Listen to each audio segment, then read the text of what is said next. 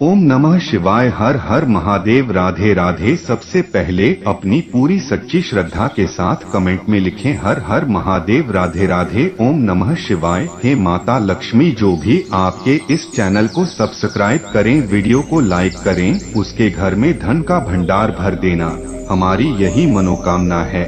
गाय माता ने स्त्रियों को दिया श्राप। दोस्तों, कौन सा श्राप गाय माता ने स्त्रियों को दिया था, जो आज हर मनुष्य और स्त्रियों को गौ माता का श्राप भोगना पड़ रहा है? दोस्तों, आज की यह कहानी बहुत ही ज्यादा ज्ञानवर्धक है, बहुत ही ज्यादा मोटिवेट करने वाली कहानी है। आंखों से आ जाएंगे आंसू। आज इस कहानी को अगर आप सही ढंग से सुन और समझ लेंगे तो आप भी हर किसी की मदद करने के लिए तैयार हो जाया करेंगे। मित्रों, गौ माता वैसे भी पूजने योग्य हैं और पूजी भी जाती हैं। गाय को गाय माता भी कहा जाता है, लेकिन वही गौ माता की आज हमारे इस देश में भी गौ माता की दुर्दशा हो रही है। जब गौ माता ने पहले एक स्त्री को श्राप दिया था, वह श्राप सभी स्त्रियों और सभी मनुष्यों को भोगना पड़ रहा है। कहीं ऐसा ना हो जाए आज इस कलयुग में भी यह जो गए दुखी हैं, वह श्राप न दे दे जिसे। कहीं ऐसा ना हो कि प्रलय आ जाए। तो मित्रों, आज की कहानी को शुरू करते हैं। उससे पहले आपसे एक निवेदन करूंगा। हे माता लक्ष्मी, जिसने भी इस चैनल को सब्सक्राइब कर दिया है, उसका पूरा परिवार हमेशा हंसता मुस्कुराता कुशल मंगल रहे, उनके घर में कभी भी धन दौलत की कमी ना रहे। तो मित्रों, अगर अभी तक अपने चैनल को सब्सक्राइब नहीं किया है तो जल्दी जल्दी सब्सक्राइब कर दें। एक बार एक किसी नगर में गोपाल नाम का व्यक्ति रहता था। गोपाल जो नाम था उसका, वह गाय माता को पाल कर रखता था।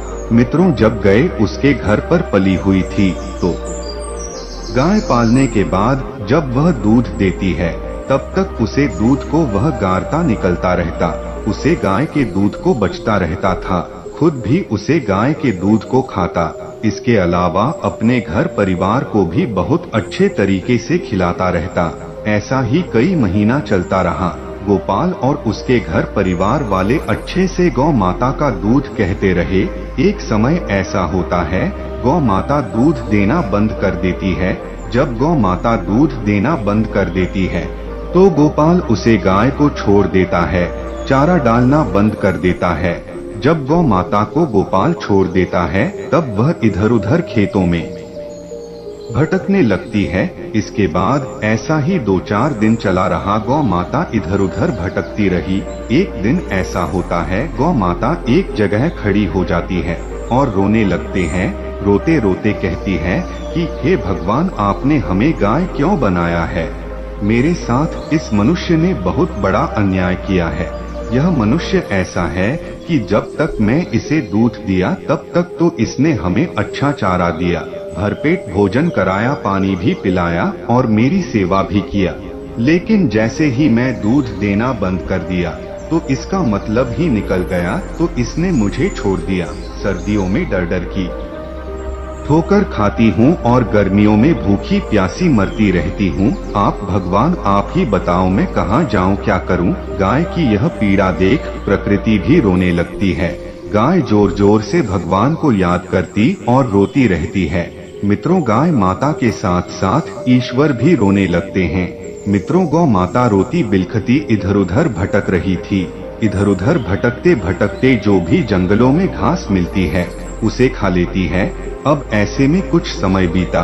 एक दिन जब वह गाय गर्भवती हो जाती है, जब गाय के गर्भवती होने के 2-4 महीने हो जाते हैं तो उसके बाद घूमते घूमते गाय माता किसी नगर के पास पहुंच गई। जब गाय माता उसे नगर के पास पहुंच गई तो गाय माता को एक मीना नाम की औरत ने देख लिया और उसके अंदर लालच आ गई। लालच यह आई कि मैं इस गाय को पकड़ लूं, क्योंकि यह गए कुछ ही दिनों में बच्चा देने वाली है और बच्चा देने के बाद यह ढेर सारा दूध भी देगी और इसी दूध को बेचकर मैं धनवान बन जाऊंगी, ढेर सारा धन कम आऊंगी और इसी दूध से मैं अपने घर परिवार का पालन पोषण भी करूंगी। इस गौ माता से मुझे ढेर सारा धन मिलेगा। इतना सोचते सोचते वह वापस अपने घर को गई और अपने पति को बुलाने के लिए चली गई। जब वह मीना नाम की औरत अपने पति को बुलाने गई और वहां से वापस आई तो उसने देखा कि गाय वहां से गायब हो गई थी। दोस्तों, जब गाय माता वहां से जंगल में पहुंच गई, जब उसका बच्चा देने का समय पूरा हुआ, तब गाय माता ने एक बच्चे का जन्म दिया। उसने उसे बच्चे का जन्म एक छोटे से वृक्ष के नीचे दिया। लेकिन जो मीना नाम की औरत थी, वह वही इस वृक्ष के पास खेतों में घास काटने गई थी। लेकिन उसे वृक्ष के नीचे गए को देखकर वह उसके करीब आ गई। इस समय गाय माता मीना नाम की औरत से गुजारिश करती है। गाय माता कहती है कि है स्त्री, आप मेरी एक सहायता कर दो। यह जो मेरा बच्चा है, मैं इसे अपने हाथों से उठा नहीं सकती, लेकिन है स्त्री, आप मेरे ऊपर एक एहसान कर दो, मेरी मदद कर दो। किसी तरह से इस बच्चे को उठाकर मेरी गर्दन पर रख दो, जिससे कि मैं इसे किसी सुरक्षित स्थान पर लेकर जा सकूं। गाय की ऐसी बात सुनकर मीना उसका मजाक उड़ने लगी, उसे पर हंसने लगी। हंसने के बाद यह कहा, देखो मैं तुम्हारी मदद भला क्यों करूं? यह तुम्हारा बच्चा कितना गंदा है जो तुमने अभी इस बच्चे को जन्म दिया है। इस बच्चे के ऊपर बहुत सारी गंदगी है। मैं तुम्हारे इस बच्चे को उठाकर सर पर तो नहीं रख सकती या गर्दन पर तो नहीं रख सकती। गाय माता ने बार बार निवेदन किया, लेकिन वह मीना नाम की स्त्री रखने को तैयार नहीं हुई। इस समय गाय माता ने जवाब दिया, मीना अभी सोच और समझ लो, क्योंकि यह बच्चा यदि मैं सुरक्षित जगह नहीं लेकर गई तो इस बच्चे को कोई जंगली जानवर मार देगा और इसे मारकर खा भी सकता है, जिससे होगा यह कि इसका जीवन समाप्त हो जाएगा। इसलिए मेरी मदद कर दो, क्योंकि यह बच्चा अभी चल नहीं पाएगा, नादान है, कोमल है, भोला भाला भी है। कम से कम 8-9 महीने के बाद यह चल पाएगा।